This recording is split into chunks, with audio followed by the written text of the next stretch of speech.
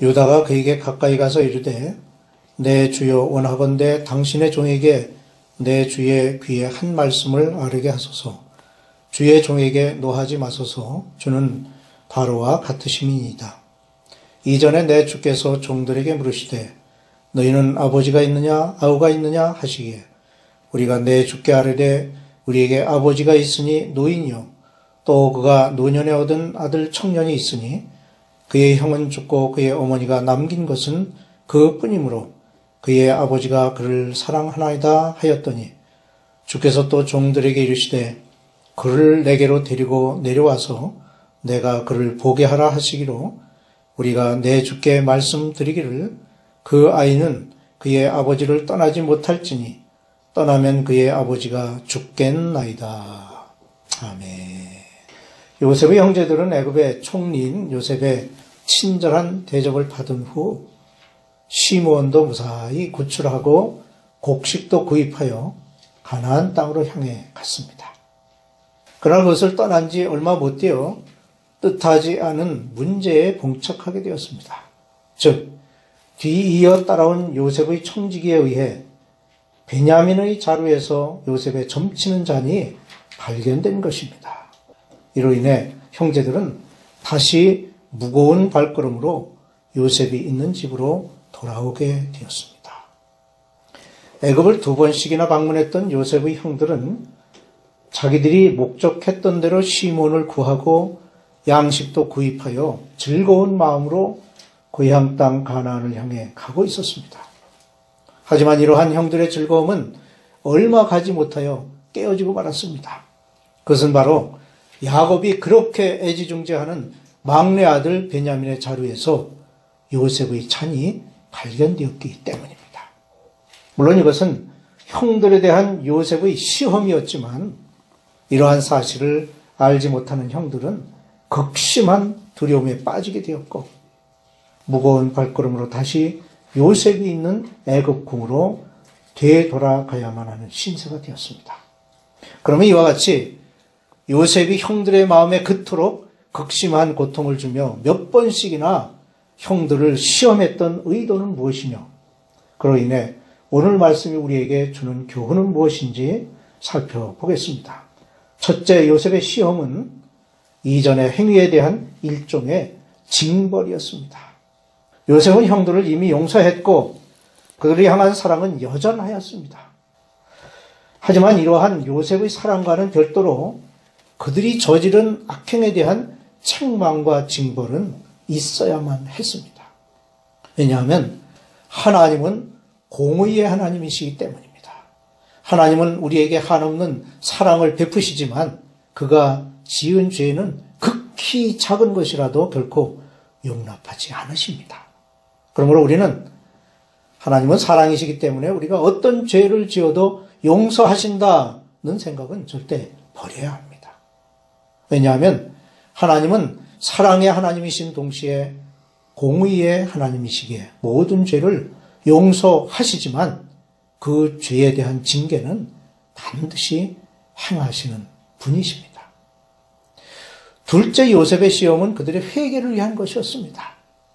만약 요셉이 형들을 그렇게 혹독하게 대하지 않았다면 그들은 아마도 영원히 자신들의 죄악을 뉘우치거나 회개하지 않았을 것입니다.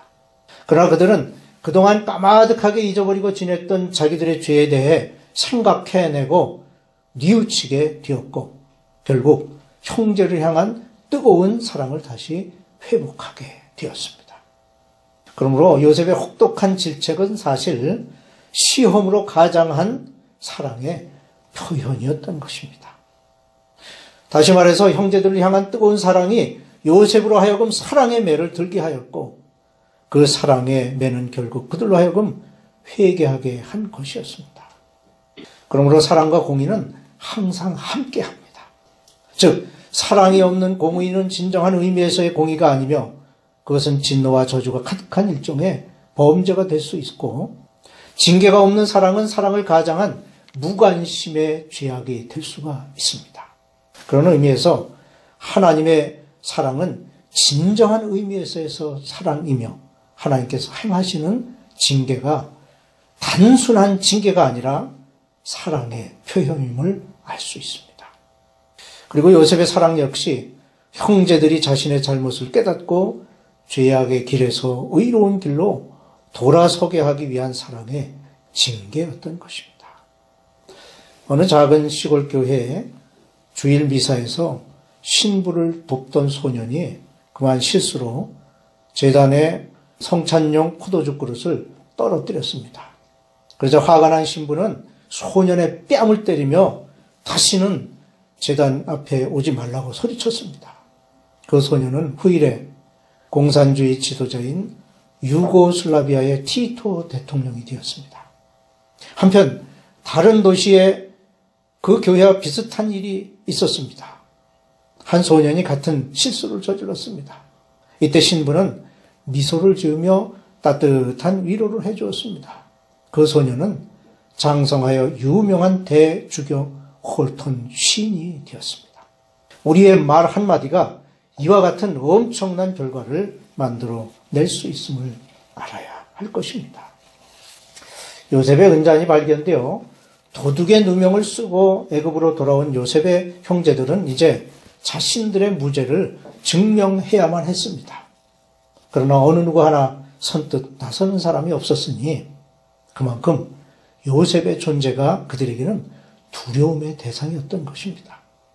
바로 그때 야곱의 넷째 아들인 유다의 변론이 시작됩니다.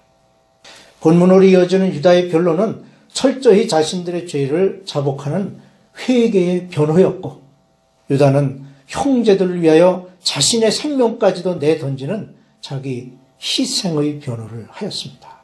32절에 주의 종이 내 아버지에게 아이를 담보하기를 내가 이를 아버지께로 데리고 돌아오지 아니하면 영영이 아버지께 죄짐을 지리이다 라고 말하였음을 고합니다. 이러한 유다의 변호는 결국 요셉의 마음에 커다란 감동을 주었으며 이것으로 요셉의 시험이 종결되는 계기가 되었습니다. 베냐민의 자료에서 은잔이 발견되었으므로 애굽궁으로 돌아오게 된 것으로 인해 형제들의 마음은 표현할 수 없을 정도로 착잡했습니다. 왜냐하면 베냐민을 집으로 데려가지 못할 경우 아버지 야곱이 얼마나 낙심할지 그들은 알고 있었기 때문입니다. 형제들이 나서지 않는 가운데 유다가 나서서 변호를 하였습니다. 유다의 변호는 첫째로 자신들이 지은 죄를 솔직하게 고백하는 것이었습니다. 유다의 변호는 자신들의 처지나 입장 또는 자신들의 무죄를 변호하는 것으로 시작하지 않았습니다. 그는 먼저 자신의 죄악을 솔직하게 고백하였고 그에 따른 대가 역시 달게 받겠다고 맹세하므로 자신의 모든 권리를 요셉에게 맡겼습니다. 이것은 결국 자신의 완악함을 고백하는 겸손의 표시였고 이러한 유다의 겸손한 그 고백이 요셉의 마음에 감동을 준 것입니다. 우리 또한 송사와 변론에 있어서 자신의 생각이나 결백함을 관철하려는 것보다 먼저 자신의 부족함과 실수를 인정하는 겸손의 태도를 취해야 할 것입니다. 왜냐하면 자신의 생각이 아무리 옳다고 해도 그것을 증명하기 위한 지나친 언쟁은 이미 자신의 교만함을 드러내는 것이고 그런 교만은 다툼만을 더할 뿐입니다.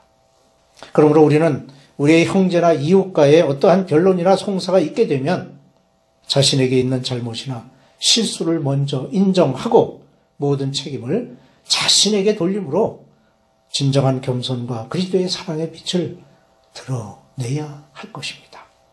둘째로 유다의 간구는 자신의 희생을 각오한 변호였습니다. 이전에 유다는 요셉을 미디안 상인들에게 팔자고 제안한 사람이었습니다. 그러한 그가 지금은 자신의 생명을 내던져가면서 베냐민을 노예 상태에서 구출하려고 애쓰는 것입니다. 이러한 유다의 사랑은 친구를 위하여 자기 목숨을 버리는 것 같은 사랑의 표현입니다.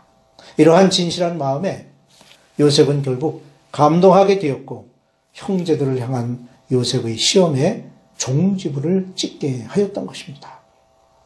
이와 같이 회개는 단순한 뉘우침이 아니라 그 죄로부터 완전히 돌아서는 것으로 유다의 간구는 자신을 희생하고자 하는 각오였습니다. 셋째로 우리 또한 죄에서 돌이켜 똑같은 죄를 다시는 짓지 않도록 해야 할 것입니다. 사람은 평생 죄를 짓지 아니하고 완벽한 의인으로 살아갈 수 없습니다.